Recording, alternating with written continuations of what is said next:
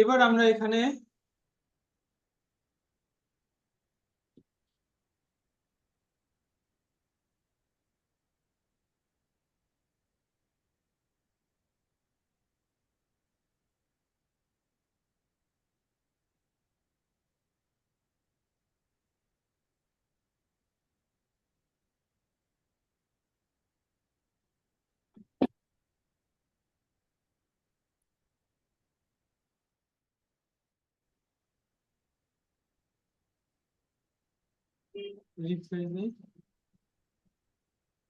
পাইছি, আমরা ডিভিশনের ভ্যালু 5 পাইছি।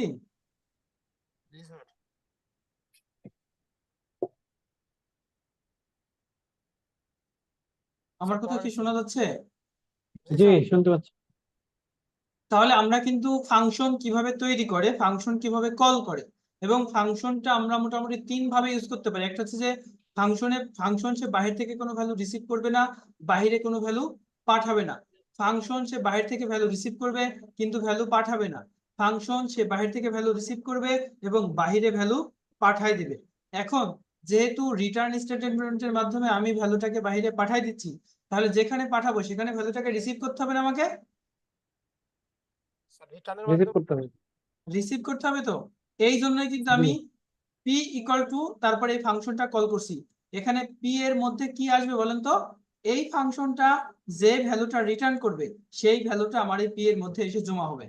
এই বিষয়টা কি পরিষ্কার আপনাদের কাছে? যারা যুক্ত আছেন সকলের কাছেই এটা পরিষ্কার হইতে হবে, তা না হলে আমি সামনে যাব না। তার কারণ এটা ক্লিয়ার জি, না আমি হলে আপনি আমি উপরে রিটার্ন ভ্যালু যেখানে দিলাম, রিটার্ন ডিভ আজকে ভ্যালু পাঠানো স্যার বাইরে। একটু জোরে বলেন please। স্যার যে বলতেছি আমি বলতেছি ভ্যালু বাইরে পাঠানো স্যার। একজন একজন বলেন। সেটা বলেন আপনি। নাম্বারটা আর একটু বুঝান স্যার। আমি আমি একটা জিনিস বলতেছিলাম যে রিটার্ন যেখানে আমি লিখছি রিটার্ন ডিভ, হ্যাঁ হ্যাঁ, এখানে আমি যদি রিটার্ন ডিভ না লিখে ডকুমেন্ট রাইট লিখতাম, তাহলে ডকুমেন্ট তাহলে রাইট। আমার এই যে এই পি এর মধ্যে ভ্যালুটা তখন আসতো না। আমার এইভাবে তখন ফাংশনটাকে তখন এইভাবে কল করার প্রয়োজন ছিল না। তখন আমি এইগুলো তখন যেভাবে কল করছি এভাবেই কল করে দিতাম।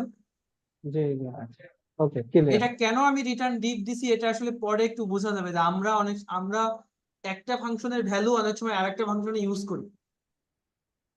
বোঝা গেছে বিষয়টা? আচ্ছা, জি জি। একটা ফাংশনের ভ্যালু আমরা অন্য ফাংশনে ইউজ করি। তখন আমাকে করতে হয় কি, যে একটা ফাংশনের আউটপুট অন্য ফাংশনের ইনপুট হিসেবে রিসিভ করতে হয়। সেই ক্ষেত্রে আমার রিটার্নের প্রয়োজন আছে।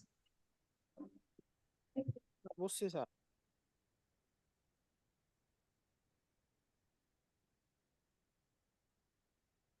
সবাই কি বিষয়গুলো পরিষ্কার যে কিভাবে জি, কাজ করতেছে? এটা রাখছেন মানে আমার ফাংশন নেমটা, হ্যাঁ কিন্তু হ্যাঁ, আমরা কাজটা করছি হচ্ছে ডিবি তে। এখন ওই যে ফাংশনটা ডিবি তে কিভাবে পাইলো, এটা দিয়ে কোথায়? ডিবি কে কিভাবে রিটার্নটা হলো? এই যে ফাংশনের নাম কি ডিভিশন, তাই না? ডিভিশন।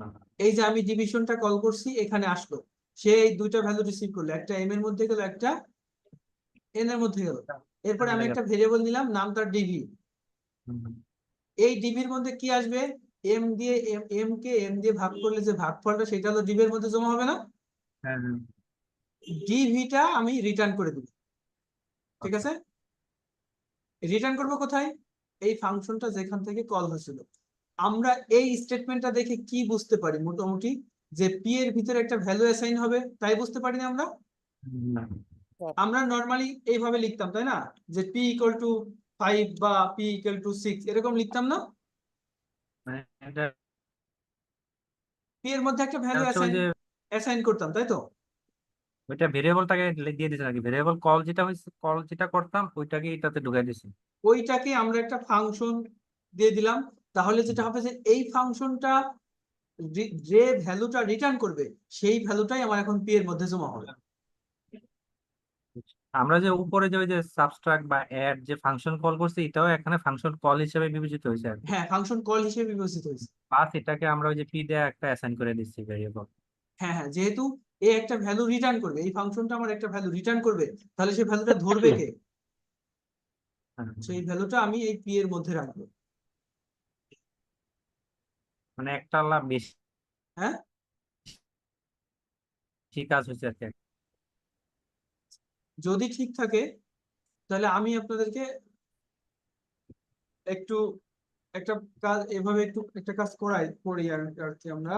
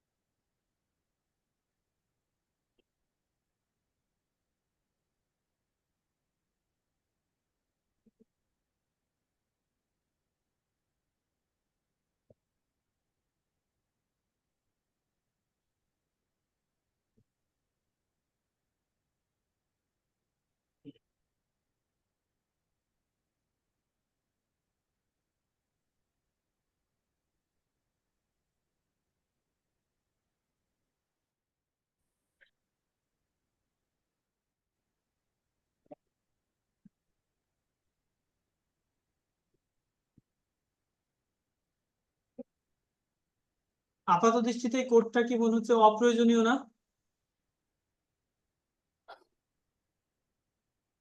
তাই মনে হয় না? আপাত দৃষ্টিতে কোডটা কি অপ্রয়োজনীয় মনে হয় না? যে আমি এখানে, তো এইখানে তো আমি প্রিন্ট মেসেজটা দিয়েই দিতে পারতাম, কিন্তু আমি এখানে প্রিন্ট মেসেজ না দিয়ে প্রিন্ট একটা কি ফাংশন কল করছি, তাই না? আমি যে ফাংশন বিভিন্ন ভাবে কল করতে পারি সেটা বোঝানোর জন্য মূলত আমার এই প্রচেষ্টাটুকু। ঠিক আছে, আমি এখন যদি এই প্রোগ্রামটা এটা যদি রান করি,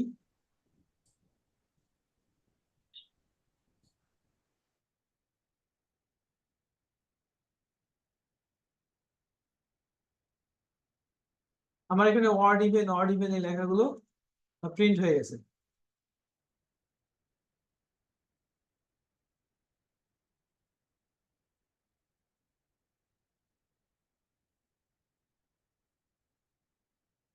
আমরা ফ্যাক্টোরিয়াল বের করতে পারি কি? ফ্যাক্টোরিয়াল কিভাবে বের করে?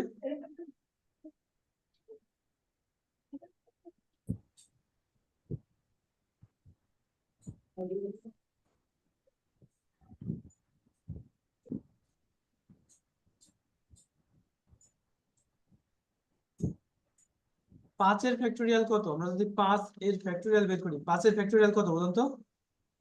120। 1 গুণ 2 গুণ 3 গুণ 4 গুণ 5 এরকম না? সমান 120, 20। তাই তো? আমরা যদি 3 এর ফ্যাক্টোরিয়াল বের করতে চাই, 1 গুণ 2 গুণ 3 সমান কত হবে না? 6।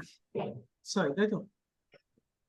তাহলে আমরা যদি বলি যে 1 থেকে 10 পর্যন্ত সংখ্যাগুলোর ফ্যাক্টোরিয়াল বের করো, তাহলে প্রত্যেকটা সংখ্যার ফ্যাক্টোরিয়াল বের করতে যে দেখলাম যে ওই সংখ্যাটাকে এতবার গুণ করতে হয়, তাই না?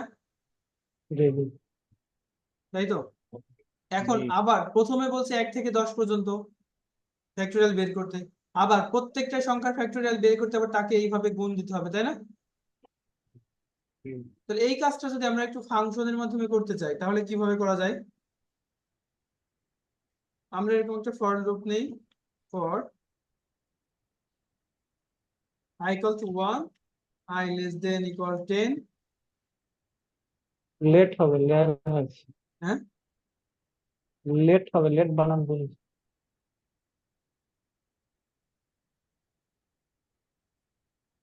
আই প্লাস প্লাস, তাহলে এই লুপ তো আমাকে 1 থেকে 10 পর্যন্ত, ঘোরাবে। এই লুপ তো আমাকে 1 থেকে 10 পর্যন্ত সংখ্যা দিবে, তাই না? জি হুম, এখন আমাকে যেটা করতে হবে যে আমি এখানে যেটা করবো যে ডকুমেন্ট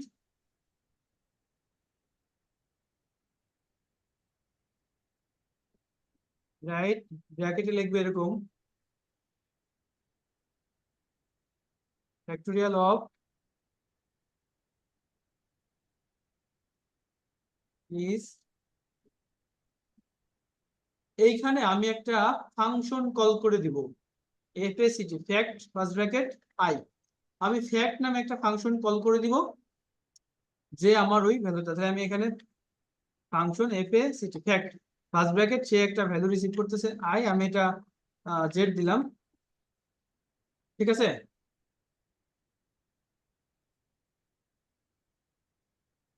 এখন এখানে এসে আমাকে কি করতে হয় জানো, রিটার্ন। প্রত্যেকবার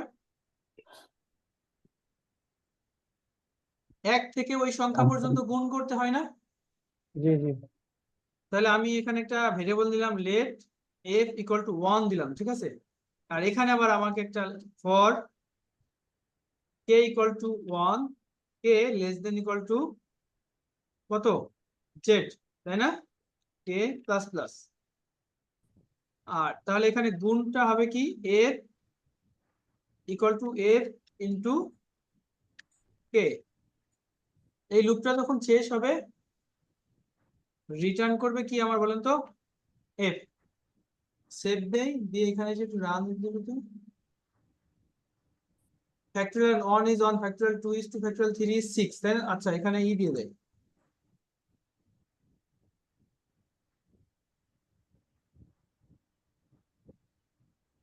পাওয়া গেছে ফ্যাক্টরিয়াল গুলো।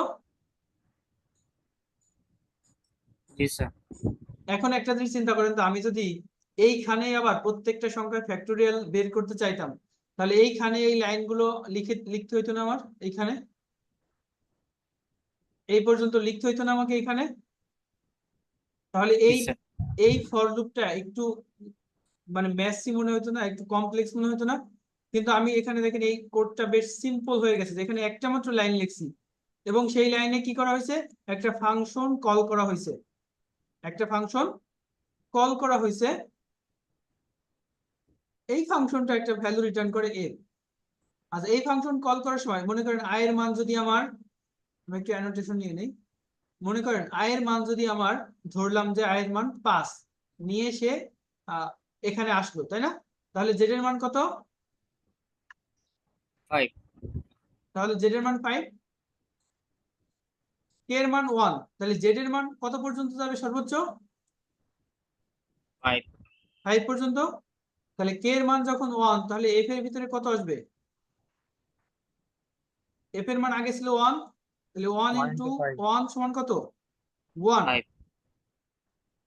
তারপরে এটা যখন শেষ, আবার সে ঘুরে আসবে এখানে, কে এর মান 1 বাড়াবে, কে এর মান এখন হলো কত 2, এখানে এসে দেখলো যে ঘটনা সত্য, তাহলে সে আবার এই জায়গায় আসবে, এখন এফ এর মান কত হবে, এফ এর মান আগে ছিল 1, তার সাথে গুণ হবে কে এর মান 2 সমান কত হইলো 2, তারপরে আবার সে এখানে আসবে, এখন কে এর মান 3, এটা চেক করলো যে 5 এর চেয়ে ছোট, এখন তাহলে এফ এর মান কত হবে, এফ ইকুয়াল টু, এফ এর আগের মান কত ছিল 2, তার সাথে গুণ হবে 3 সমান কত 6, এরপরে আবার এখানে ঘুরে যাবে, এফ এর মান এখন কে এর মান কত 4, এটা ঘটনা সত্য, তার মানে আবার এখন এফ এর মান বৃদ্ধি হয়ে কত হয়ে যাবে বলেন তো, এফ এর আগের মান ছিল 6, তার সাথে গুণ হবে 4, তাহলে কত হলো 24। এখন আবার এখান থেকে ফিরে যাবে, এখন কে এর মান কত হয়ে গেল এখন 5, এই ঘটনাটা কি সত্য, না, সত্য, সত্য, কে সত্য। লেস দেন ইকুয়াল টু 5, তার মানে ঘটনা সত্য, ঘটনা যদি সত্য হয় তাহলে আবার কি হয়ে যাবে, এফ ইকুয়াল টু, এফ এর পূর্ববর্তী মান কত 24 এর 24 সাথে গুণ হবে কত? 5 5 সমান কত? 120। এইভাবে করে সে প্রত্যেকটা সংখ্যার ফ্যাক্টোরিয়াল এখানে রিটার্ন করবে। তারপর এখানে ফর লুপের মাধ্যমে আমি তাকে বারবার কতবার কল করছি? 10 বার। আমি এখান থেকে এই যে 1 থেকে 10 পর্যন্ত পেয়ে গেলাম। ঠিক আছে না? তো এখানে ওই যে এফ আর কে না নিয়ে আই, শুধু যদি আই বসাই দিতাম সবগুলাতে, যে যে ফাংশনের ভিতরে যে জেড নিলেন, তারপর লেট এফ নিলেন, আবার কে নিলেন, ওগুলার মধ্যে যদি আই বসাই দিই সবগুলাতে। আই সবগুলোতে তো আই বসানো যাবে না। আমাকে এফ একটা ভিন্ন জিনিস, কে একটা ভিন্ন জিনিস, আবার এখানে রিসিভ হয়েছে সে একটা ভিন্ন জিনিস না। আমি সবগুলোতে আই কি করে বসাবো? এরা তিনজন ভিন্ন জিনিস না, একটু খেয়াল করছেন? এখানে জেড এর মধ্যে হলো রিসিভ করা হইলো, যে ভ্যালুটা এখান থেকে পাঠানো হয়েছে, তাই না? জি। আর এফ এর মধ্যে হলো আমি বারবার যে ক্যালকুলেশন হবে সেই ভ্যালুটা রাখবো। আর কে দ্বারা হলো এই ক্যালকুলেশনটা কতবার হবে সেটা নির্ধারণ করা হচ্ছে, তাই না? তাহলে আমি যদি সবগুলো আই করি তাহলে ফাংশনালিটি গুলো আলাদা করব কি করে, যে কোনটার কাজ কি? বোঝা গেছে কি বিষয়টা? জি, বুঝছি। আচ্ছা, এটা যে তো ওই যে ফর লুপ দিয়েও তো আমরা করতে পারতাম। অবশ্যই ফর লুপ দিয়ে করতে পারতাম, তাহলে আমার এইখানেই সব কোড লিখতে হইতো। কিন্তু আমার ফাংশনাল কম্পোনেন্ট ফাংশনে যাওয়ার উদ্দেশ্যটা কি? কোডটাকে সিম্পল করা, কাজগুলোকে ভাগে ভাগ ভাগ করে ফেলা। এই জন্য আমরা এইখানে হচ্ছে লুপের মাধ্যমে সংখ্যাগুলোকে ঘুরাইলাম, আর এইখানে ফাংশনের মাধ্যমে প্রত্যেকটা সংখ্যার আলাদা আলাদা ফ্যাক্টরিয়াল ক্যালকুলেশন করলাম। মানে ক্যালকুলেশনটা হচ্ছে আমি ওই যে ফাংশন নিয়ে করলাম, লুপে না করে। হ্যাঁ, আমরা লুপে না গিয়ে ফাংশন দিয়ে করলাম। বুঝছি। তাহলে আপনারা এই যে আমি যে ফ্যাক্টরিয়াল বের করলাম, এটা আপনারা নিজেদের স্ক্রিনে ট্রাই করেন। ফ্যাক্টরিয়াল বের করছি, তারপর আরো একটা প্রোগ্রাম করছি আমরা, তাই না? আমরা আরেকটা প্রোগ্রাম কি করছি? এই যে এখানে ফাংশনকে যে বিভিন্ন ভাবে কল করা যায়, তাই না? হ্যাঁ, 3 ভাবে। ফাংশনকে 3 ভাবে কল করা যায়। প্রথমে আপনারা এইটা করেন, তারপরে ফ্যাক্টরিয়ালটা আমি এইটা ডিসপ্লেতে রাখি, আর ফ্যাক্টরিয়ালের কোডটা মেসেজ বক্সে দিই। এই ফ্যাক্টরিয়াল কোডটা আমি চ্যাটে দিয়ে দিচ্ছি। আর আর এইটা আমি হচ্ছে ডিসপ্লেতে রেখে যাচ্ছি। এই তিনটাই প্র্যাকটিস করেন এবং সেই সাথে যারা নামাজে যাবেন নামাজ পড়ে আসেন।